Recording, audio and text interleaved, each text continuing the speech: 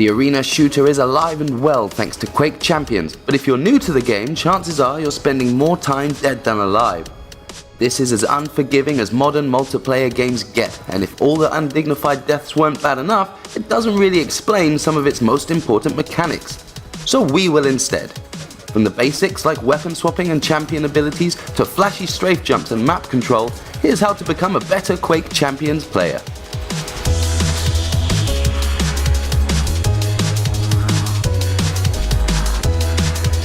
Whether you're crossing the street or playing Quake Champions, self-preservation is basic humanity 101. Beginners often fall into the trap of chasing kills in this game when instead they should be focusing on survival. This is an incredibly fast game in which your character, like everyone else, is brittle. Because of Quake's uniquely zippy movement speed, you'll run into combat encounters every few seconds whether you seek them out or not.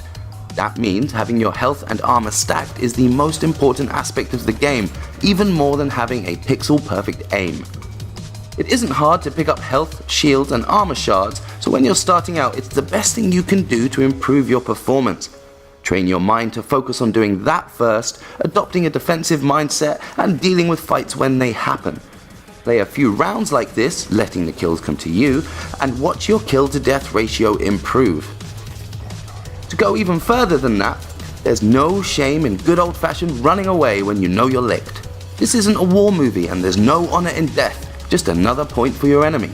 So when an opponent with a rocket launcher or lightning gun catches you when you're just off spawn, make a break for it and live to fight another day.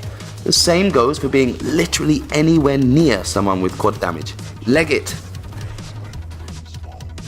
Control the map is the advice people often give in multiplayer shooters, but what does it really mean and how do you do it? In Quake Champions it means something very specific. Pick up the mega health, heavy shield and the 3 best weapons, that's the railgun, rocket launcher and lightning gun, and then don't let your enemies pick them up when those respawn. Do that and you keep the balance of power swinging in your favor.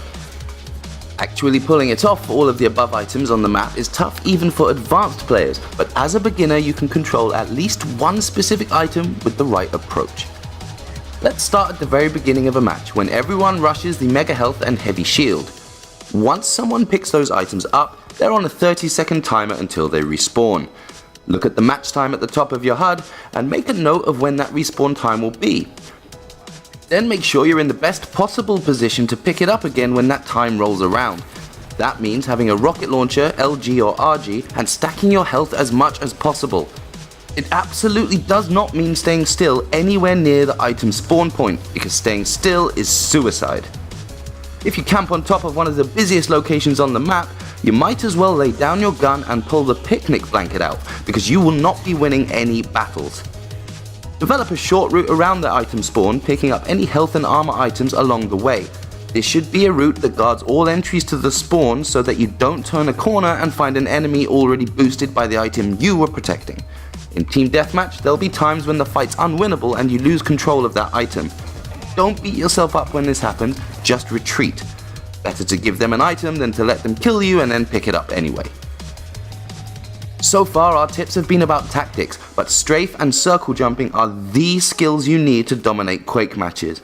Strafe jumping takes practice, but getting the control inputs right and pulling it off will help you move through the map at a higher speed, plus you'll be a much more unpredictable target to aim at than if you were running. Each champion has a max running speed. Ranger, the Quake OG, has a top speed of 310 UPS or units per second. But you can break the game's speed limits by holding down either A or D while you're pressing W to move forwards, holding down the spacebar to jump, then angling the mouse towards your direction of travel. In other words, you want to be moving in a slight curve. It's the mouse movement that's tricky, and turning on the speedometer in the options menu will make mastering this skill a lot easier because you'll see your movement speed increase beyond your champion's max speed when you get it right. With the speedo on, load a practice map and find a nice open area to strafe jump across, holding down W and either A or D in the direction you want to go, then gently turn the mouse in that diagonal direction. When you turn too far away from the direction you originally aimed at, just swap A and D around and move your mouse gently in the other direction. Some players tap spacebar to jump manually every time, and if you've already built up the muscle memory from other shooters, don't let us stop you using it here. Just know that there's no movement penalty for keeping it held down. Trickier than that is the circle jump, which gets you up to max speed quicker than running. It works the same way as the strafe jump. You hold A or D as well as W, then curve the mouse in the direction you're moving, but you do it all in a much more compressed space. Imagine walking a tight semicircle, jumping and following that shape with your mouse. That's the technique. Having the right weapon selected for each situation might seem as easy as finding the rocket launcher and, well, keeping the rocket launcher. But with 8 weapons in total and each with their own pros and cons, it can actually be a bit daunting at first to know when the rocket launcher should come out to play, what scenarios the railgun is best used in, and when rockets might do more harm than good. Before we get onto the weapons themselves, know that you can't switch guns until they've cycled, in other words when they're ready to fire again. The shotgun, rocket launcher and railgun all have long cycle time, so it'll take that bit longer to equip a new gun after firing them. At the other end of the spectrum, the heavy machine gun, lightning gun and super nail gun all cycle very quickly, so you can bring out another weapon pretty much immediately after firing them. The tri-bolt, which was buffed during early access, lies somewhere in the middle. Now you're armed with that information, you know that it's better to switch from a quick cycling gun like the machine gun or super nail gun to a slow cycling weapon like the RG, because the switch will happen quicker and you'll spend more time dealing damage. Now what? Well, now it's about weapon hierarchy. At the bottom of that hierarchy are the super nail gun, machine gun and the shotgun. You'll get kills with these, but they're not the most efficient tool for the job, and enemies carrying higher tier weapons will have a definite advantage over you. Right in the middle are the super shotgun, heavy machine gun and tri-bolt. These offer more DPS than the lower tier weapons, and in certain scenarios you might even opt for one of these even if you have a higher tier weapon. Quad damage and the super shotgun are a great pairing, for example. As we've mentioned, the rocket launcher, LG and RG sit at the top of that hierarchy, and if you only have one of them, you don't need to worry about pulling out one of the lower tier guns in any situation. Of the 3, the LG is the easiest to use, just point and hold, and is equally brilliant at long and short distance.